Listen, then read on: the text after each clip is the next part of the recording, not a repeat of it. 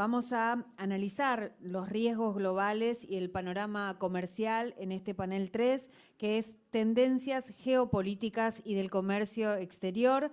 El panel estará a cargo de Julieta Selikovic, que es doctora en Relaciones Internacionales por la UNR, magíster en Relaciones Comerciales. También estará Esteban Actis, doctor en Relaciones Internacionales de la UNR, y este panel será moderado por Juan Carlos Venecia, a quien ya le cedo la palabra para presentar a los disertantes. Bueno, vamos a continuar. En realidad, toda la presentación anterior y la de hoy se enmarca en un solo bloque, que son las perspectivas y tendencias. Recién Ferromeque y Sánchez nos planteaban las más cotidianas de nuestro sector, de nuestra actividad. Pero hace 2 años atrás, 2 años, ¿no?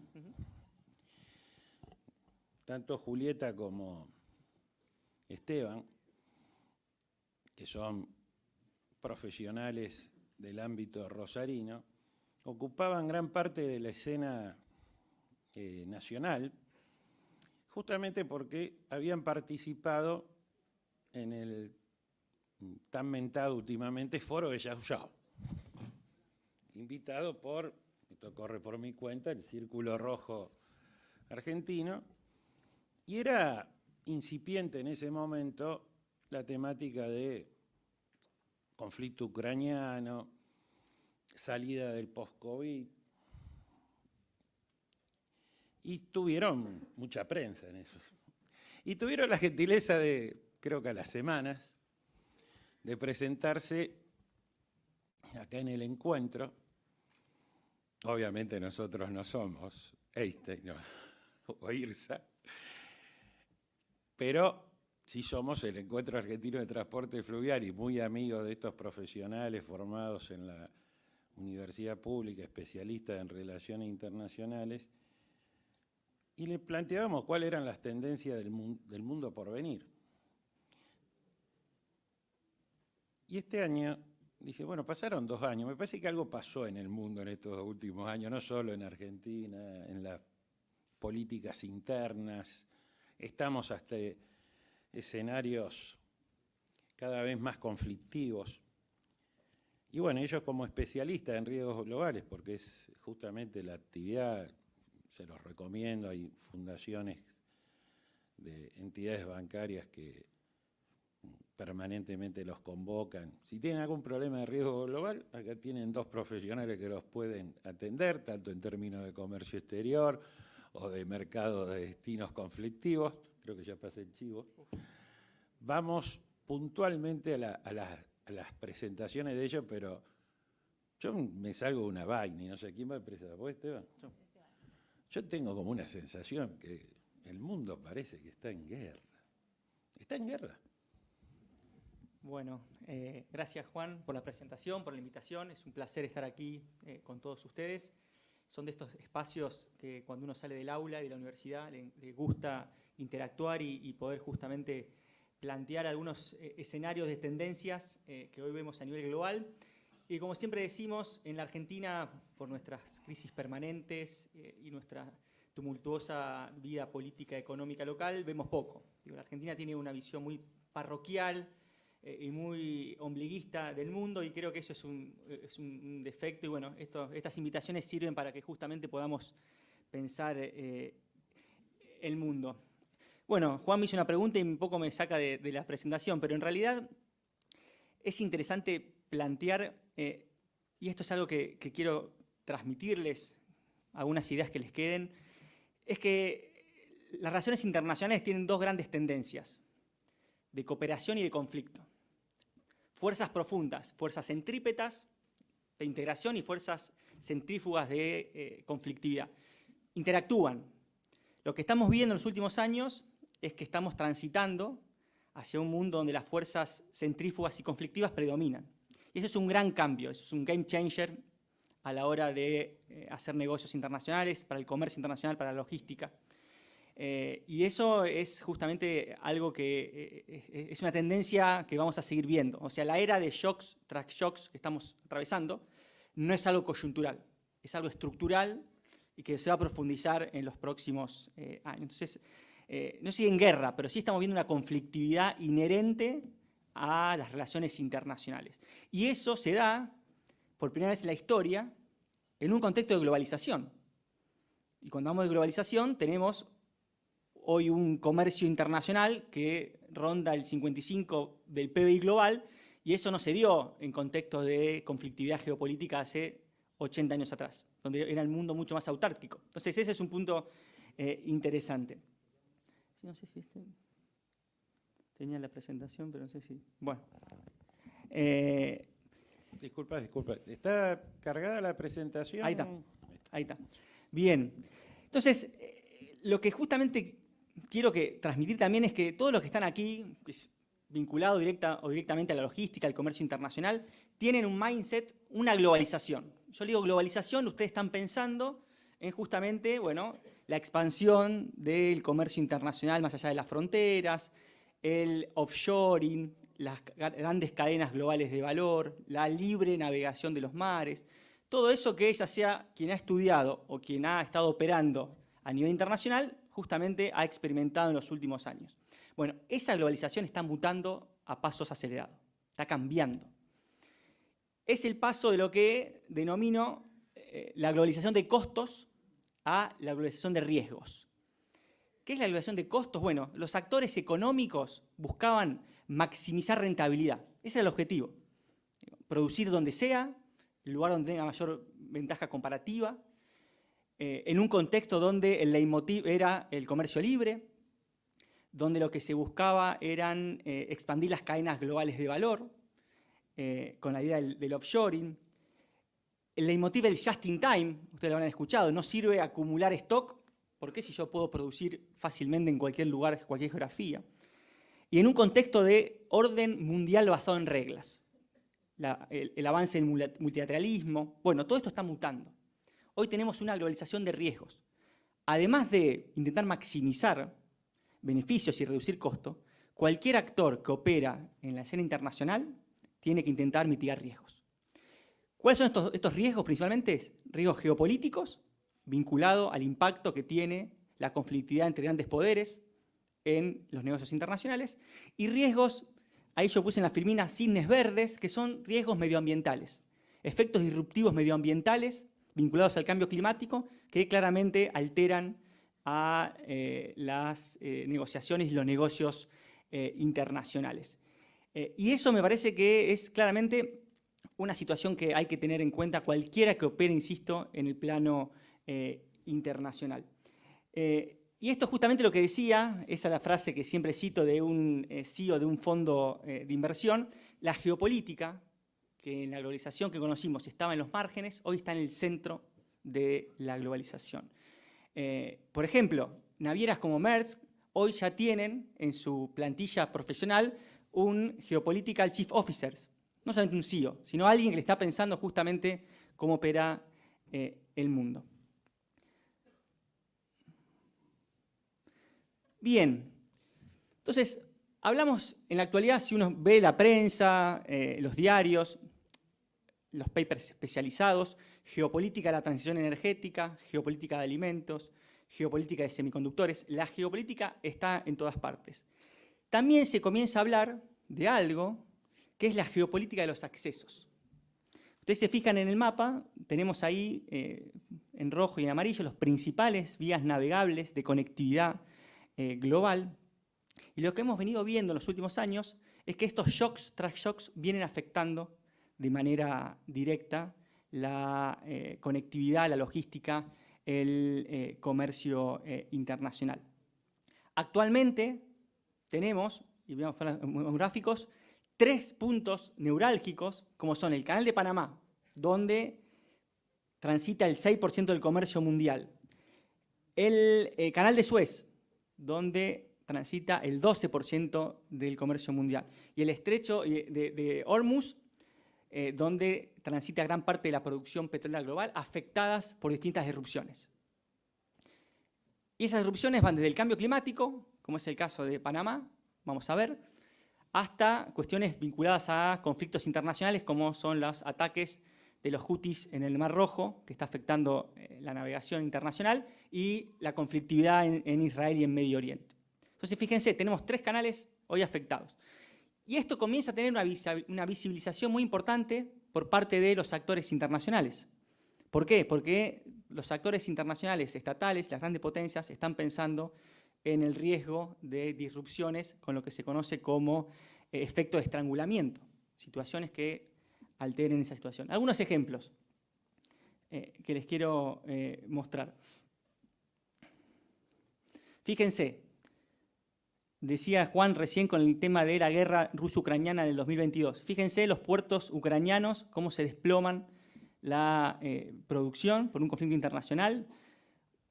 Tuvo que intervenir Naciones Unidas y gran parte de los países europeos para sacar la producción granaria de Ucrania por vías alternativas, pero esto tuvo un impacto muy fuerte, y Julieta va a hablar después, en materia de los precios de la producción primaria global. Entonces es un caso testigo.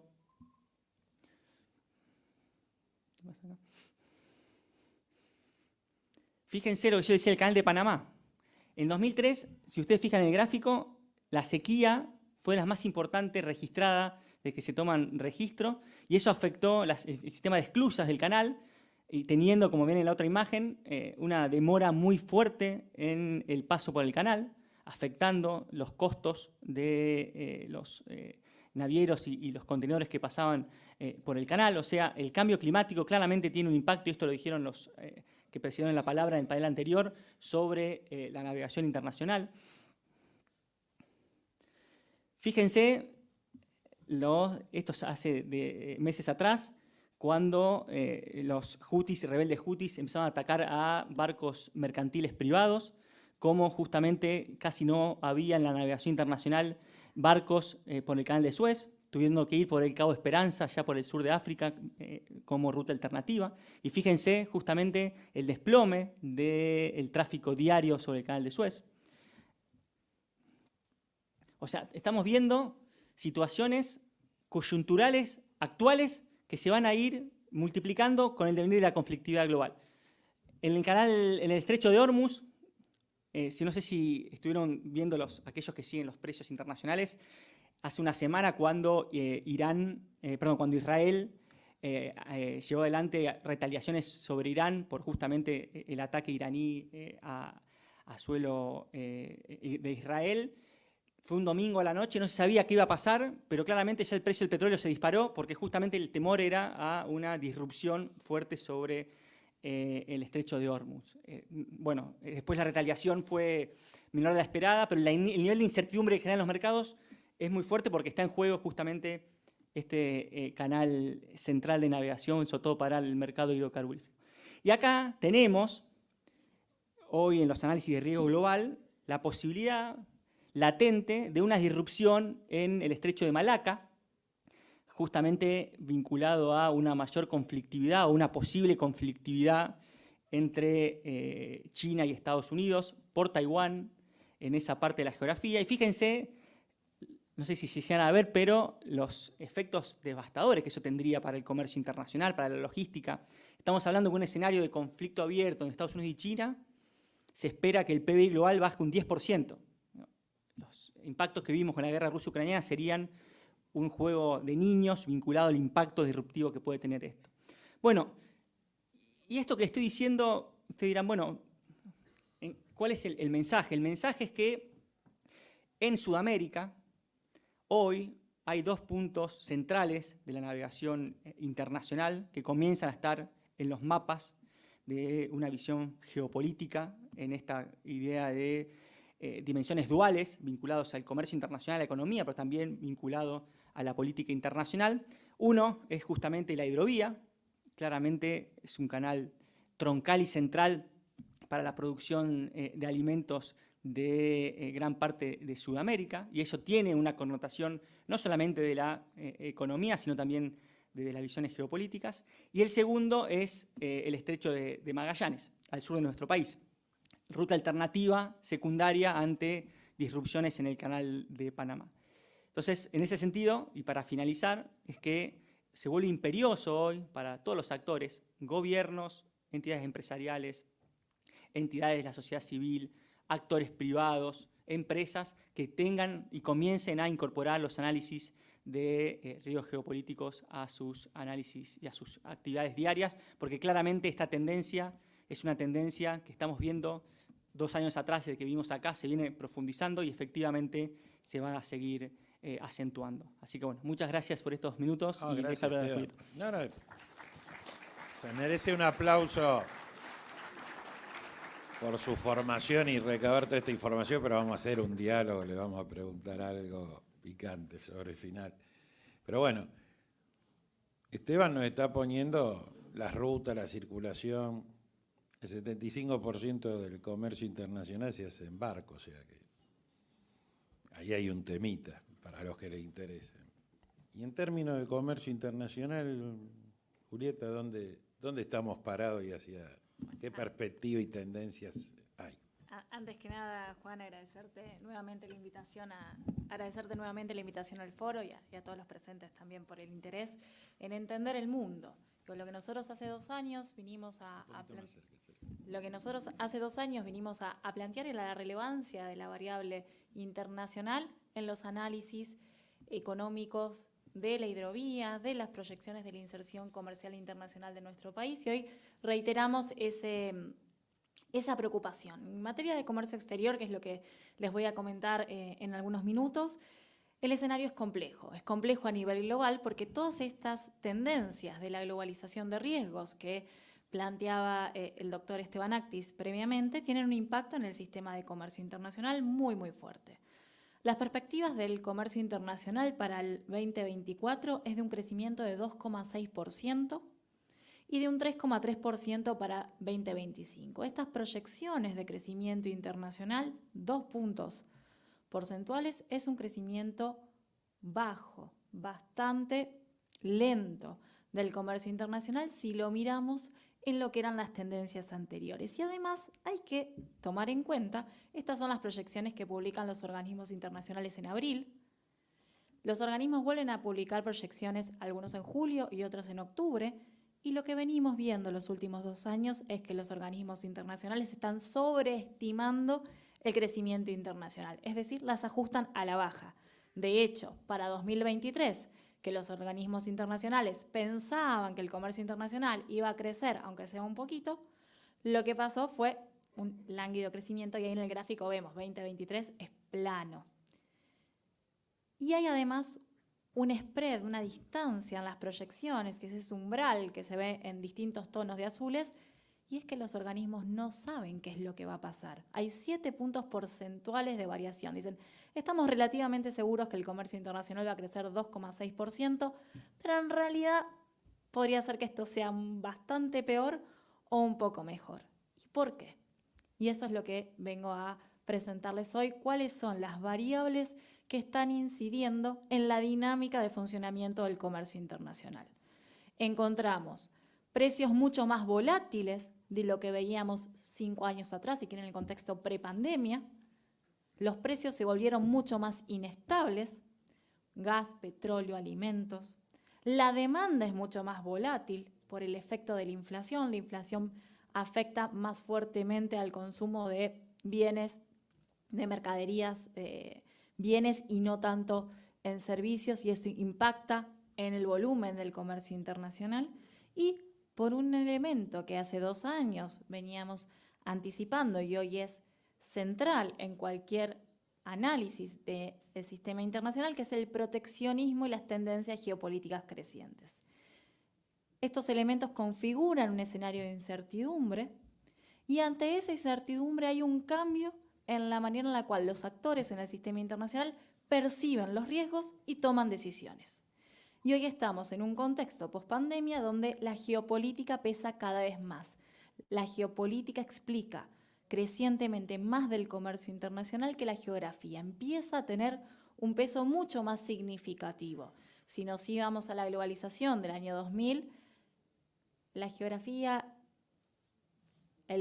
la región y la capacidad del transporte internacional, de mover los bienes y conectar las ideas, explicaban el comercio. Hoy hay una variable muy importante, que es la proximidad política que empieza a explicar cómo se mueven los flujos internacionales y ese rango de incertidumbre que tenemos ahí. No estamos hablando de desglobalización. Si miramos el gráfico, en los primeros años, que esto es 2015 a 2023, el comercio internacional creció a pesar de la crisis del COVID, a pesar de la guerra ruso-ucraniana, a pesar de la disputa Estados Unidos-China, tenemos un comercio internacional que crece, pero crece menos, crece más inestable y que lo que les voy a decir ahora es crece de manera fragmentada. Hay un concepto que empieza a popularizarse que es la fragmentación geoeconómica. El término fragmentación geoeconómica alude a cambios en los destinos u orígenes de los flujos económicos, comercio e inversión, debido a políticas que implementan los países en razón de sus estrategias de autonomía o de diversificación de riesgos en la competencia global. Lo que estamos escuchando, la nueva política industrial, las estrategias de sustentabilidad de las cadenas de valor, el liderazgo de Estados Unidos, China en materia de microchips, que llevan a tomar decisiones que usan de una manera particular. Hay nuevos aranceles, hay nuevos requisitos regulatorios, hay nuevas legislaciones en materia de estándares ambientales, hay nuevos mecanismos de subsidios que discriminan por orígenes, que están llevando a que las decisiones de comercio o inversión se vean condicionadas a particulares metas en la competencia global y condicionadas a cuán próximo o no sos políticamente. Esto ya lo veníamos viendo antes con los conceptos anunciados del reshoring o del nearshoring, que aparecían en los discursos de Estados Unidos, en algunos documentos de evaluación de riesgos de empresas, World Economic Forum, pero no veíamos muchos datos concretos. Y la novedad es que empezamos a tener alguna evidencia empírica al respecto. A ver si puedo pasar el slide. Y encontramos coincidencia en numerosos estudios a nivel internacional que tanto el comercio como la inversión están variando en razón a la proximidad política de los socios. El comercio entre bloques, estos bloques construidos en razón de la proximidad política diplomática de los países, no son bloques reales, no estamos en un contexto de bloques constituidos aislados, sino si hacemos un ejercicio imaginativo y dividimos los países en función de cuán próximos son políticamente, lo que se encuentra es que el comercio entre bloques diferentes creció menos, un 4% menos que el comercio al interior de esos bloques. Los países que tienen proximidad política, y esa proximidad política además se sedimenta en mecanismos de cooperación, en acuerdos, comercian más intensamente entre sí que países distantes. Y eso es nuevo. Eso, como puede verse en el gráfico, tiene un momento de disrupción muy claro en el conflicto ruso-ucraniano. En materia de inversión también lo podemos ver. Sí. Vamos a tener que invertir en pila, Juan. En materia de inversiones, las inversiones greenfield, que son las inversiones de nuevos establecimientos productivos, también se redujeron en razón del espectro de alineación política. Hay 10 puntos de diferencia entre lo que eran esas inversiones hace una década y lo que son actualmente. Hay una tendencia a reorientar las nuevas inversiones en países que son políticamente próximos. Encontramos paulatinamente evidencia de que hay un decoupling, una fragmentación geoeconómica. Cuidado, esta fragmentación geoeconómica no tiene un alcance global, sino que estamos hablando de un porcentaje que es marginal, es pequeño en el sistema internacional, pero está marcándonos un camino hacia dónde se empiezan a mover los activos y es particularmente concentrada en aquellas industrias, en aquellos sectores que se consideran estratégicos en la economía actual, en particular la industria de semiconductores, materiales para telecomunicaciones, todo lo que tenga que ver con la infraestructura para servicios digitales, para la transición energética y los bienes de uso dual. Y hay efectos de ganancias y pérdidas en estos. A nivel global, un escenario de desconexión completa de los sistemas económicos basados en ideologías es claramente perjudicial y las estimaciones rondan entre un 5%, un 7% del Producto Bruto Internacional, pero ese es un escenario extremo que no se va a dar. Lo que vamos a ver es una globalización de capas, donde hay capas del sistema internacional, probablemente commodities no veamos muchos cambios, que sigan fuertemente integrados y funcionando en la globalización tradicional y donde lo que ya sabemos del sistema internacional sigue en pie, y estas industrias y sectores más estratégicos donde la variable ideológica empiece a tener un peso cada vez más importante. Y decía que hay ganadores, y hay ganadores en donde desde aquí podemos prestar atención. Los estudios nos están mostrando además que hay países que se posicionan como articuladores entre bloques. Son países de ingresos medios, como la Argentina, pero Argentina no está en estos porque le faltan algunos elementos. Pero hay países de ingresos medios que están actuando como conectores entre los bloques. Ahí encontramos México, Vietnam, Marruecos, empiezan a posicionarse como países que tienen un papel nuevo de mediar, de articular, y donde el transporte es central en esta nueva configuración del comercio internacional. Los datos muestran que un incremento de un 1% en las importaciones de Estados Unidos desde estos países se relaciona con un incremento en las exportaciones que reciben de China, un 1,6%. Estos importan de China y reexportan a Estados Unidos y van mediando ahí en el origen. América Latina hoy tiene un lugar muy marginal en la reconfiguración de las cadenas de valor. Estos son los partes e insumos de bienes intermedios, según el último reporte de la Organización Mundial de Comercio, cómo reconfiguraron algunos actores sus cadenas de valor, y ahí les marqué con las flechitas.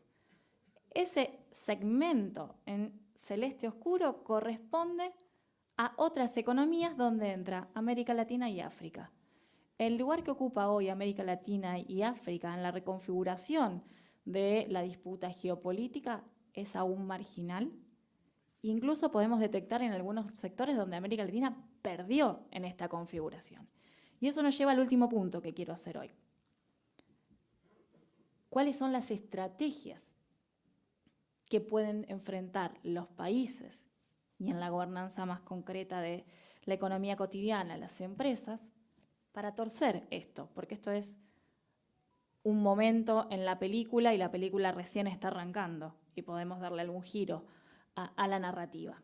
Sabemos que los países con mayores capacidades institucionales, mayor poder económico, mayor espacio fiscal están llevando a cabo profundos programas de subsidios, de reorientación de los flujos económicos, las estrategias de atracción de capitales, pero esto no significa que los países del sur no tengan una estrategia posible. Y vamos a encontrar tres grandes grupos de estrategias. Hay un conjunto de acciones que es necesaria para fortalecer las capacidades nacionales. Hay que generar un conocimiento, una infraestructura física y jurídica que permita conocer los riesgos, identificar esos nudos, esos núcleos del comercio internacional que son más vulnerables a estos cambios geopolíticos, diversificar y crear saber para tener industrias nacionales que tengan capacidad de sortear, como decía Esteban, los cuellos de botellas que se van presentando.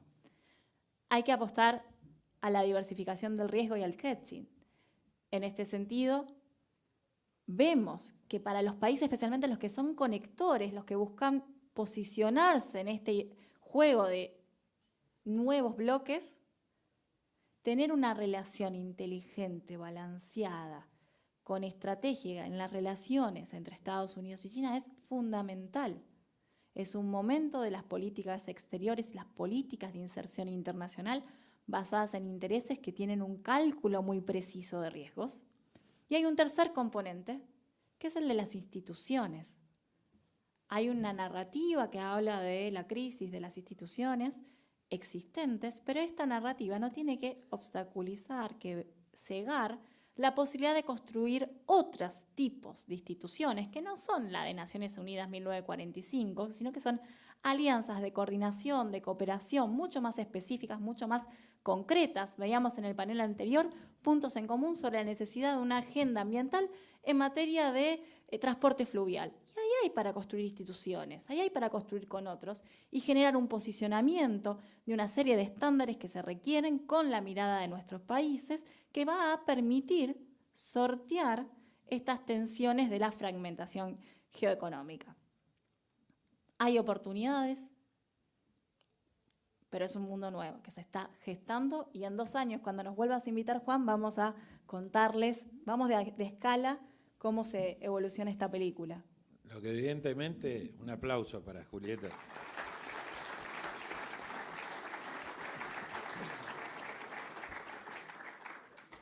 En realidad, con Julieta y con Esteban charlamos hace 4 en un webinar de Desarrollo y Región, una de las plataformas que desarrolla el Instituto de Desarrollo Regional. Hace 2 nos encontramos acá y hoy repetimos la instancia y lo que evidentemente es que esto va escalando. Y Esteban, ante la clara descripción que hizo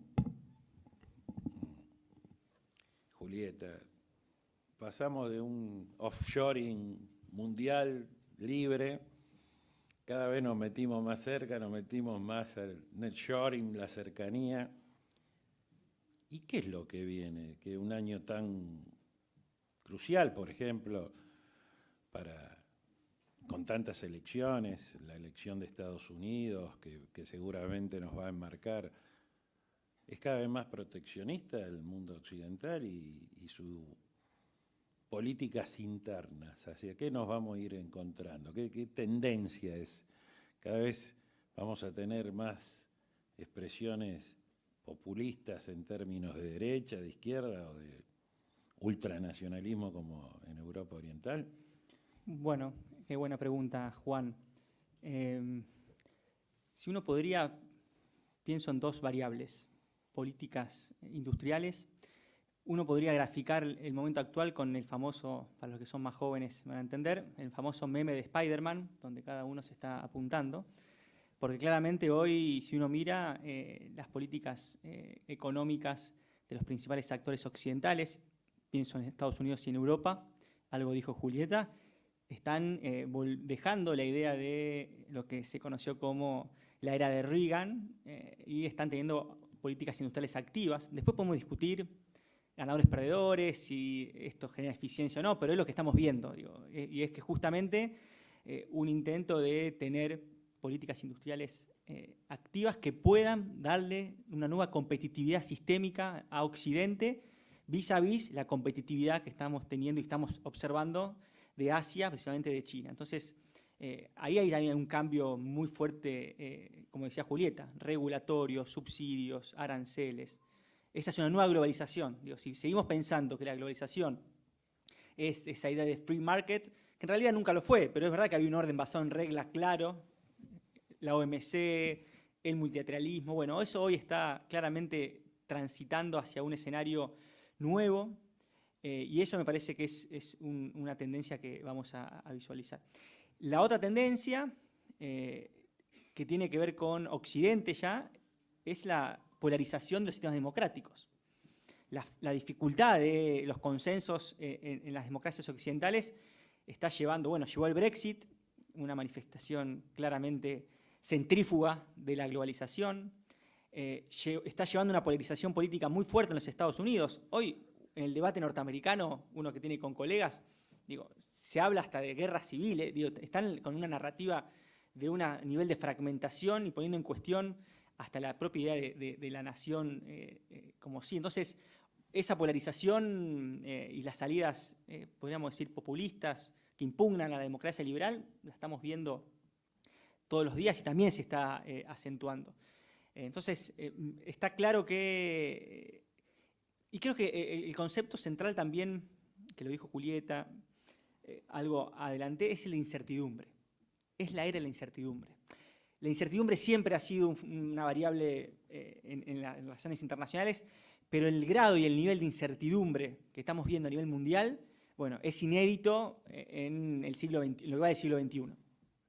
Y esa incertidumbre se traduce claramente en mayores riesgos, y mayores riesgos se traduce en mayores costos, porque cuando uno no puede medir riesgos, eso impacta en los costos.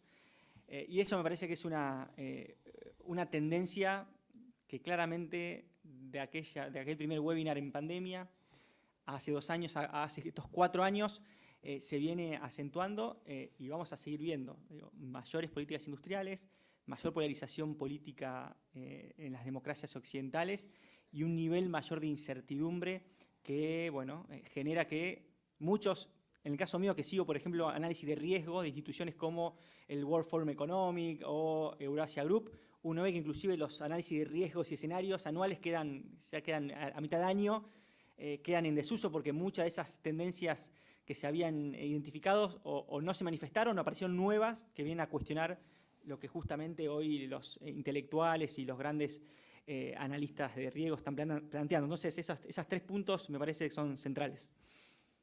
Gracias, Esteban. Y Julieta, te traigo al barrio. El barrio sería Sudamérica, o Latinoamérica, aunque aclaraste el rol de México, que en realidad juega otros partidos, México, más allá de que son latinoamericanos como nosotros. Pero ¿y el barrio hacia dónde va? Y fundamentalmente entendiendo una situación de relativismo estratégico de la última década de toda Sudamérica y los avatares argentinos, en términos de alineamientos. Puntualmente, hace 2, 3 años, hasta hace poco propiciábamos el UNASUR, pasamos por el Grupo de Lima, no sé qué pasó bajo la administración Fernández, y hoy puntualmente ya estamos proponiendo hasta el traslado de la embajada argentina en Israel, que es toda una definición política y un cuadro de situación que obviamente marca lo que te describí en 12 años, una política argentina exterior mínimamente pendular. Corre por mi cuenta esa precisión.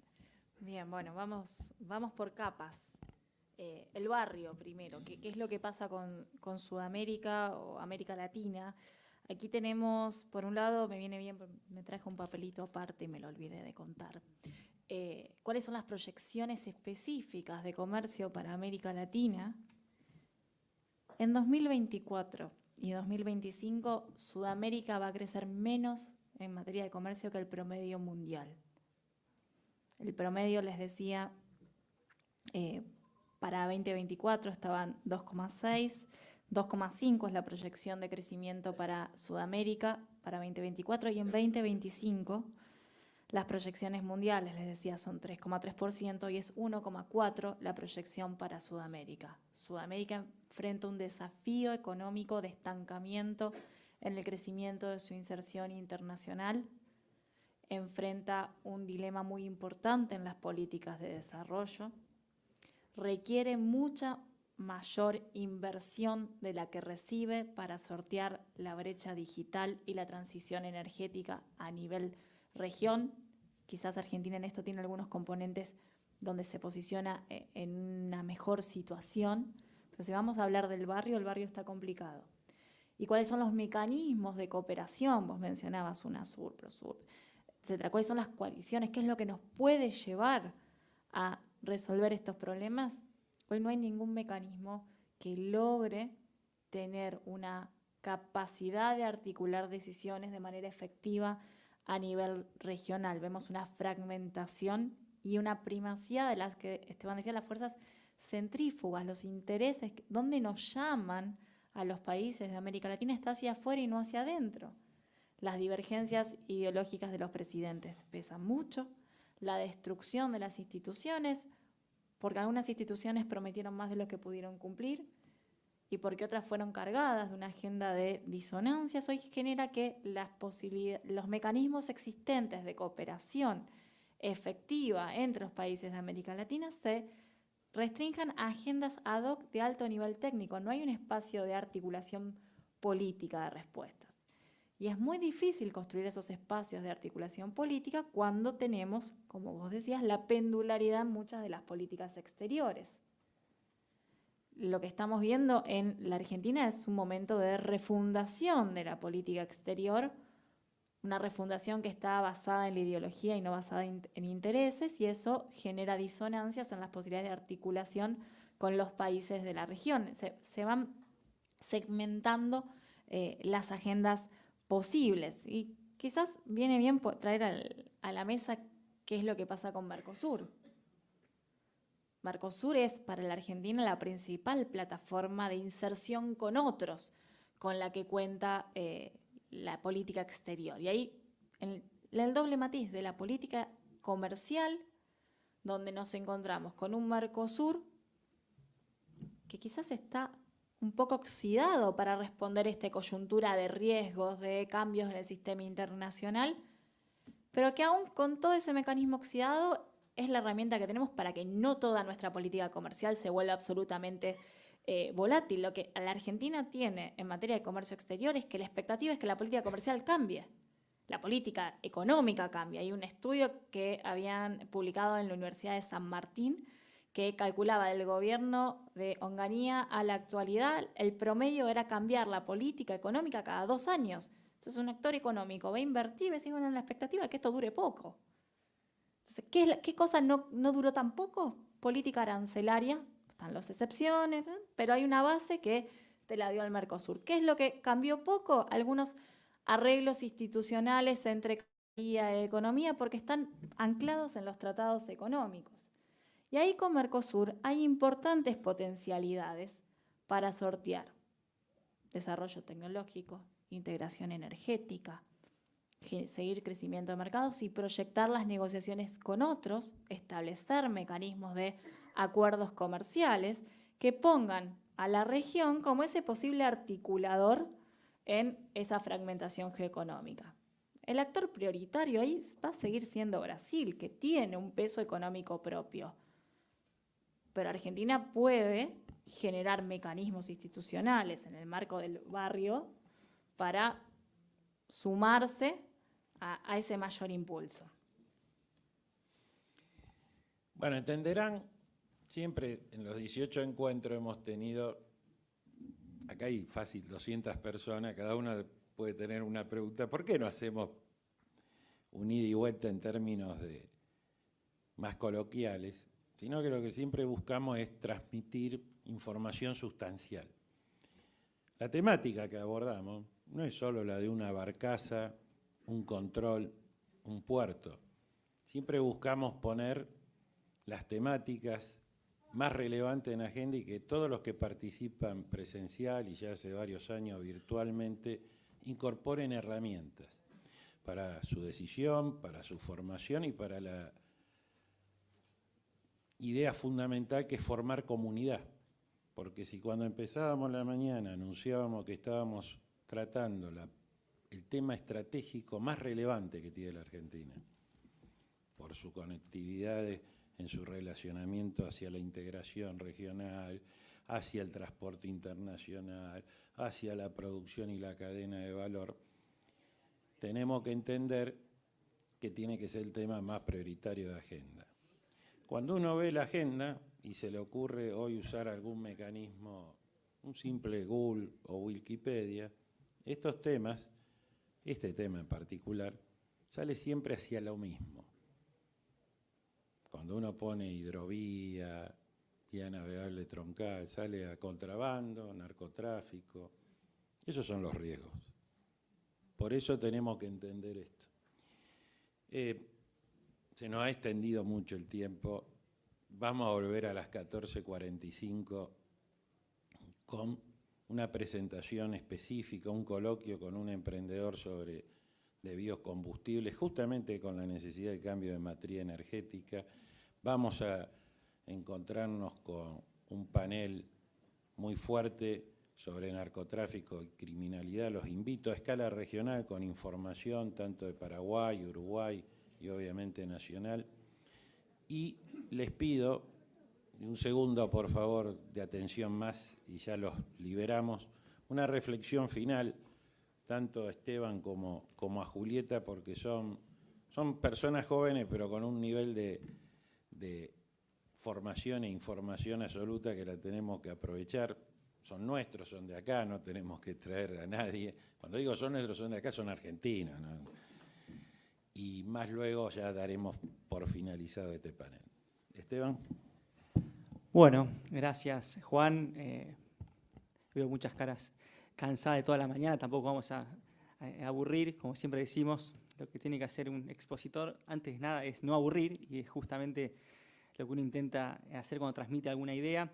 No, mi reflexión es una reflexión que siempre hago cuando soy invitado en este tipo de eventos, es que todos los actores que están vinculados, como decía Juan, a la hidrovía, en cualquiera de su faceta en la cadena de comercialización, producción, logística, la necesidad imperiosa de mirar el mundo, mirar la región, mirar el mundo.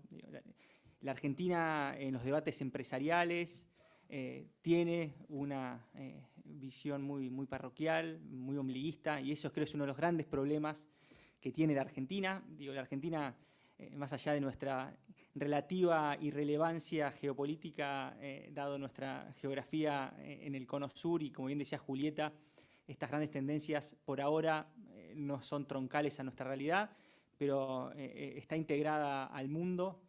Es un país que tiene hoy un montón de oportunidades en esta transformación que estamos experimentando, de la variable energética, en minerales, en agroalimentación, en seguridad alimentaria. Entonces, nada, todas estas agendas son globales y el mundo ofrece amenazas y oportunidades. Aquellas lecturas del mundo que solamente recalcan las amenazas, tiene una visión sesgada de lo que pasa en el mundo. Inclusive para actores periféricos, carentes de recursos de poder y materiales como la Argentina, que es un rule taker, no es un hacedor de reglas, existen oportunidades. Y lo contrario, aquellos que miran el mundo como una panacea, libre de obstáculos, de riesgo y donde las oportunidades están floreciendo, también tiene una mirada sesgada. Entonces, ¿cómo maximizar oportunidades y cómo reducir las amenazas? Es claramente la estrategia que tiene que utilizar cualquier actor a la hora de insertarse globalmente, sea un actor estatal, un actor privado, una organización no gubernamental. Entonces, o en este caso, como bien dice Juan. Entonces, bueno, ese es el mensaje. Miremos al mundo, porque no mirar al mundo es un error garrafal, y como siempre digo, el mundo no te espera. Nosotros tenemos nuestras crisis recurrentes, pero el mundo sigue avanzando, y los países que justamente no miran al mundo son los que pagan más costos y tienen menos beneficios. Bueno, siendo lo último que impide que vayan a almorzar, voy a ser extremadamente breve. El panorama que observamos en el sistema internacional es de alto nivel de incertidumbre, alto nivel de conflictividad, por lo cual es esperable que hayan sucesivos shocks y eventos disruptivos que afecten gobierno, negocios, inserción internacional. La mayor capacidad, aquello que va a transformar en ventajas a cualquier proyecto de inserción internacional, tiene que ver con la capacidad de sobreponerse a esos shocks. Los shocks son esperables, con lo cual el mensaje final es invertir en crear capacidades, en crear capacidad de lectura del sistema internacional y construir amortiguadores, pensar desde el lugar que cada uno ocupa, decisor, empresa, gobierno, gestión, es qué amortiguadores tengo para absorber el shock y salir más fuerte. Ese es el mensaje. Y sigan. Muchas gracias. Gracias, Julieta Selikovic, Esteban Attis. Nos reencontramos 14:45 y con la continuación del encuentro.